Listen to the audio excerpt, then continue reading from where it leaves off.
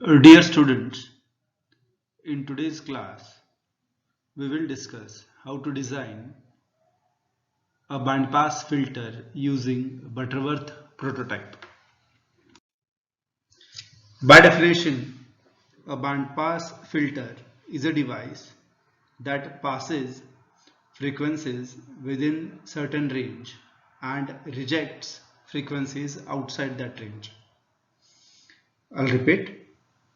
Bandpass filter is a device that passes frequencies within certain range and rejects frequencies outside that range. So let us start with the numerical example. The question is, design a Butterworth analog bandpass filter to meet the following frequency domain specification. The first specification given is 3 dB upper and lower cutoff at frequency of 50 Hz and 20 kHz. Second specification, a stop band attenuation of at least 20 dB at 20 Hz and 45 kHz. Third specification, a monotonic frequency response. In the question, if they mention one of the specification as monotonic frequency response, then we have to design the filter using Butterworth prototype.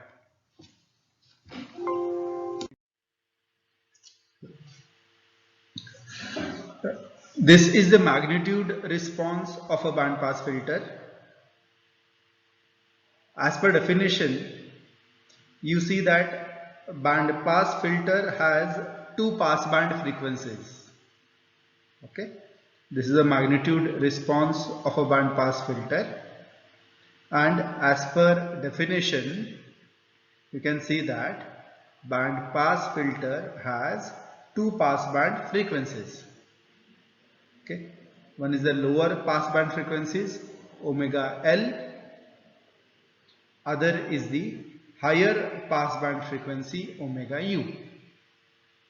Okay, so bandpass filter has got two passband frequencies. Those are denoted as omega L and omega U, or lower passband frequency and upper passband frequency respectively. Further, a bandpass filter has two cutoff frequencies. Okay, a bandpass filter has two cutoff frequencies, omega 1 and omega 2. Fine. So this is the major difference between the low pass filter and a bandpass filter. Okay. You may have seen in the numericals of low pass as well as high pass filters, we have only one passband frequency and one stop band frequency, whereas in bandpass filter we have two passband frequencies and two stop band frequencies. Okay, therefore this filter passes signals that are in the frequency range omega L and omega U. Okay, and rejects the signals that are outside the frequency range. So from the diagram we can see, if signals are in between this frequency, okay, they are allowed to pass. If the signals are between this frequency range, they are allowed to pass. Okay, and if the signals are outside this frequency range, those are not allowed to pass. So that is why we say it as a band pass filter, a device that passes frequencies within certain range. Okay, that device that passes frequencies within certain range. So here range is what? it allows the signals which are in the range between omega L and omega u.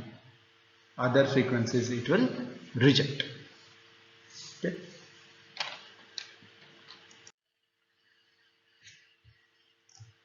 From the question we note the specifications.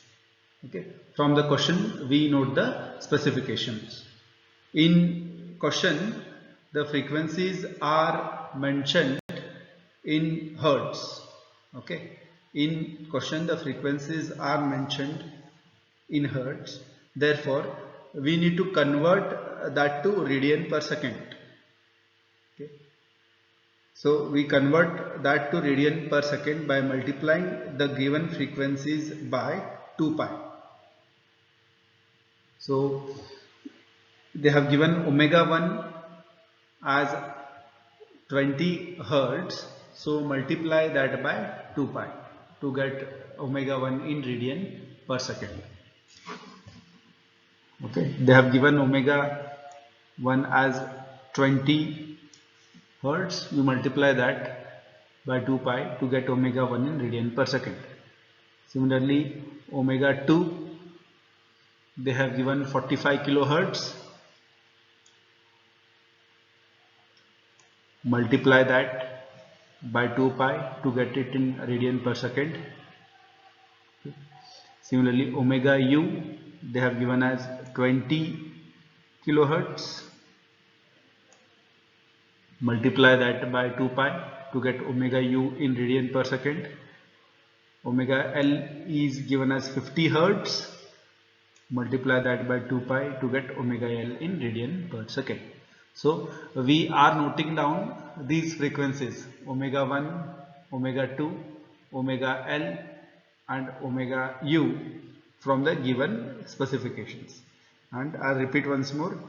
In the given specification they had mentioned the frequencies in hertz. We are converting these frequencies to radian per second by multiplying it by 2 pi.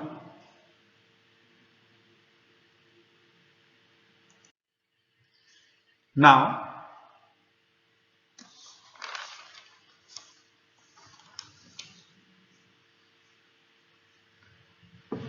we will design a band pass filter using a normalized low pass filter and then apply low pass to band pass transformation.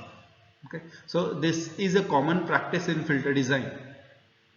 Okay, whatever filter they ask you, you start by designing a low pass filter, then convert that low pass filter to the filter that they have asked. So in the present question they have asked us to design a band pass filter. Okay, so we will design a band pass filter using a normalized low pass filter. Okay, design a band pass filter using a normalized low pass filter. Then we apply something called as low pass to band pass transformation, which means we will be converting this normalized low pass filter to a band pass filter by applying some frequency transformation. Okay, so basically means we are changing a low pass filter to band pass filter using some process. Okay. So the magnitude response of a normalized low pass filter is displayed over here. Okay. The magnitude response of a normalized low pass filter is displayed over here. Alpha p 3 dB given in the question, alpha s 20 dB given in the question. Okay, so these attenuations, passband attenuation and stop band attenuation, are directly taken from the question. Okay, so when we say a normalized low pass filter, when we say a normalized low pass filter, the passband frequency, okay, the passband frequency of such a normalized low pass filter will be 1 radian per second. Okay, the passband frequency of such a normalized low pass filter will be 1 radian per second. So you always remember this. When they say a normalized filter, the passband frequency will be 1 radian per second. This is what normalization is. Okay. Now we need to compute. The value of stop band frequency. Okay. We need to compute the value of stop band frequency.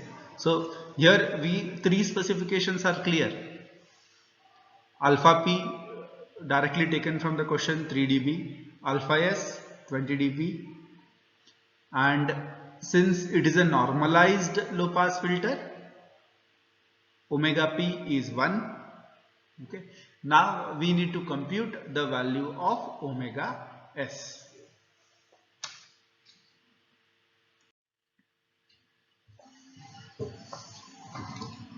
To find omega S or stop band edge frequency, we will use backward design equations. Okay. To find omega S or stop band edge frequency, we will use backward design equations. Okay. So part of this equation is we have to find value of two constants, that is A and B. We have to find value of two constants A and B. Okay. The formula to find these constant is displayed on your screen. Okay. So A equals minus omega 1 square plus minus omega 1 square plus omega L into omega U divided by omega 1 difference of omega U and omega L. Okay. Once you substitute the values of frequencies in this equation, you will get value of A as 2.51. On a similar line, you need to compute value of another constant B. Again, the formula to compute the value of B is displayed. So once you substitute the values, you will get B as 2.25. You will get B as 2.25. Okay.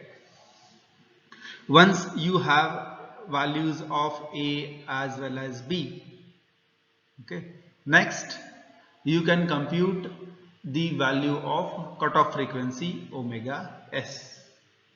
Okay, so for that we have the formula omega S equals minimum of magnitude of A and magnitude of B. So minimum between A and B right now is value of B, that is 2.25. Therefore omega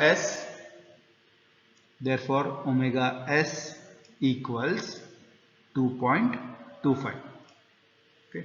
So in the previous slide, we had kept omega S as question mark. Okay, we needed to compute the value of omega S. Okay, and this is how we compute the value of omega S. Okay, once we have all the four specification, that is passband attenuation, stop band attenuation, passband frequency and stop band frequency. Okay, we will compute order of a low pass Butterworth filter. Okay, and you are very well aware of the formula used to compute the order.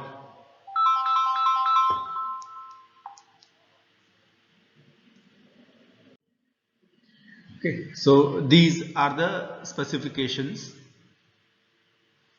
Omega s 20 dB, sorry alpha s 20 dB, omega s which we have computed 2.25, alpha p 3 dB,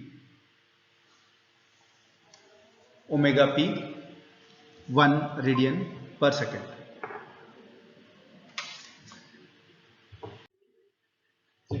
By substituting above values, we get value of order as 2.83.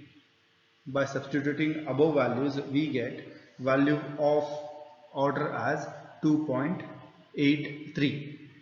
Okay, and we have to round off this order to the next higher integer. So 2.83, we will be rounding off it to 3. So value of order is 3. Once we have the value of order,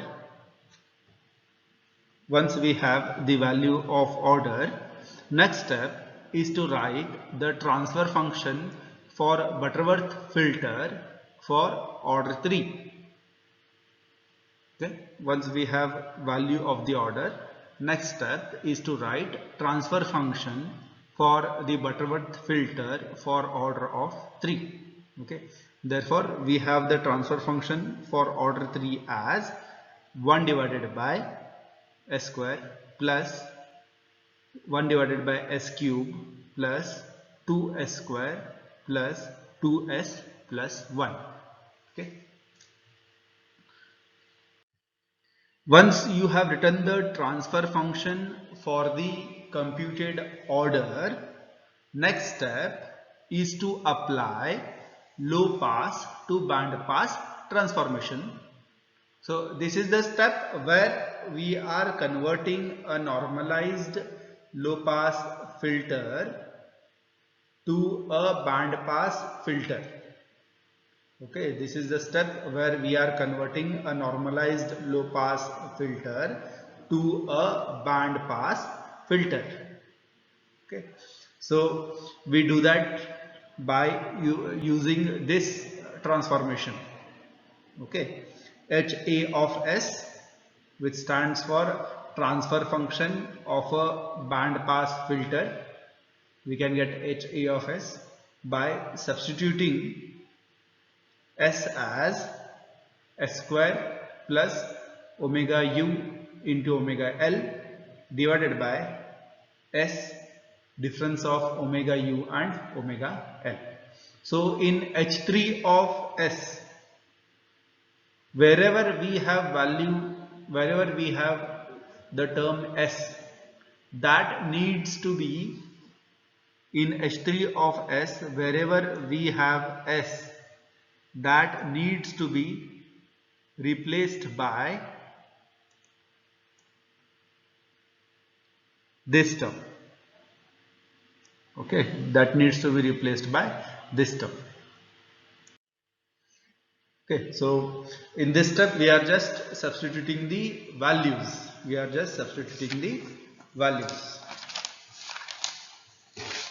Okay, H3 of S, wherever there is S, we have to substitute as S square plus next term, if you multiply omega L and omega u, you get it as 3.949 into 10 raised to 7 divided by S, and the difference of omega L and omega u will be 1.2538 into 10 raised to 5.